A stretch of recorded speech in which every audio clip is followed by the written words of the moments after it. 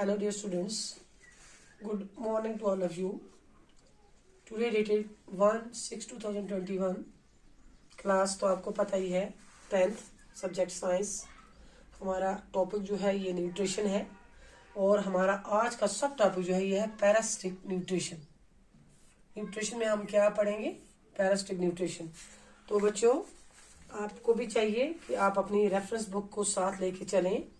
आप उससे भी अपना जो है ये कुछ टॉपिक जो है उससे भी कंप्लीट करेंगे, कुछ यहाँ से भी कंप्लीट करेंगे। तो इस तरह से करके आपके मटेरियल जो है वो पूरा होगा। तो हमने कल पढ़ा था सेप्रोट्रॉफिक न्यूट्रिशन के बारे में।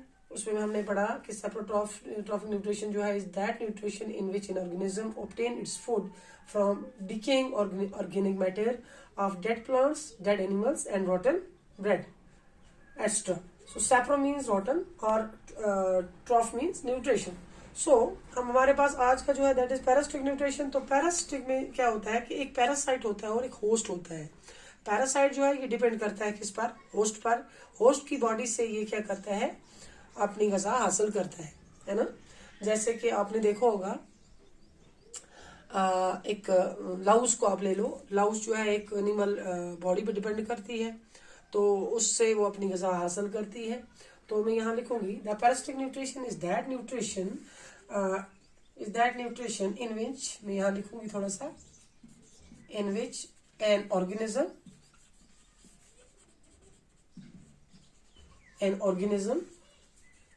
क्या करता है? Organism in which an organism derives it's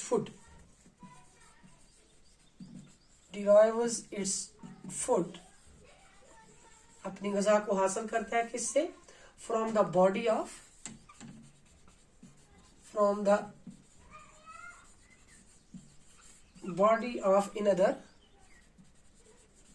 another living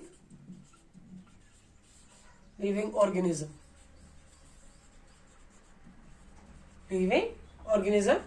जिसको हम क्या कहते हैं? यहां में लिखूंगी we called as, जिसको हम क्या कहेंगे?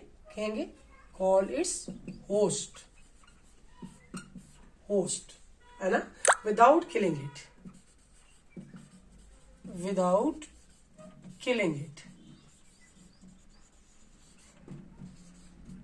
वो उससे मारेगा नहीं, वो उससे जिंदा रखेगा और उससे अपनी क्या करेगा? ग़िज़ा हासिल करेगा। So the organism which obtain the food is called a parasite, and the organism from whom body food is obtained is called the host. We can now say that a parasite is an organism. एक parasite वो organism है, plant है और animal है, which feeds on another living organism called its host. और उसके बाद ये है जो a parasite जो है receives its food from the host but gives no benefit to the host in return. जो पैरासाइट है, पैरासाइट जब होस्ट की बॉडी से क्या करेगा? ग़िज़ा हासिल करेगा। उसे वो कोई भी होस्ट को कोई फायदा नहीं देगा, मगर क्या करेगा? उससे अपना बेनिफिट लेगा उसकी बॉडी से। जैसे लाउस है, वो किसी की जिस्म पर हम डालेंगे, सर में डालेंगे, तो सर में वो क्या करेगी? इरिटेट करेगी उस इंसान को, उसका खून चूसेगी। तो वो खून जो चूसेगी किसकी बॉडी से? होस्ट की बॉडी से। तो क्या है कि उससे वो अपना ग़िज़ा हासिल करेगी, लेकिन उससे कोई फायदा यहाँ से देने वाली नहीं है। तो लाइस जो है ये, सॉरी लाउस बोला मैंने, लाइस जो है ये लाइस ऐसी चीज जो मतलब जैसे हम कहेंगे, अब लाइस को भी आप छोड़ दो, हम लाइस की बात भी हम आपको इस तरह समझाऊंगे। जैसे हमारे पास एक बैक्टीरिया है जिससे हम कहेंगे प्लाज्मोडियम, और या राउंड वर्म है हमारे जिस्म में ना।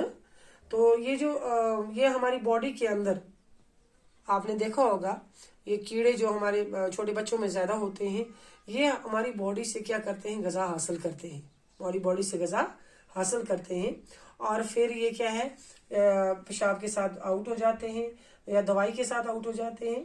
तो ये खाते रहते हैं, इनको भी हम क्या कहते हैं? पैरासाइट। क्या कहते हैं? क्योंकि ये हमारी इंटेस्टाइन में मौजूद होते हैं। So this is called about this parasitic nutrition. तो पैरासिटिक के साथ साथ एक और टाइप हमारे पास आती है, थोड़ा सा हम डिस्कस कर ले। holozoic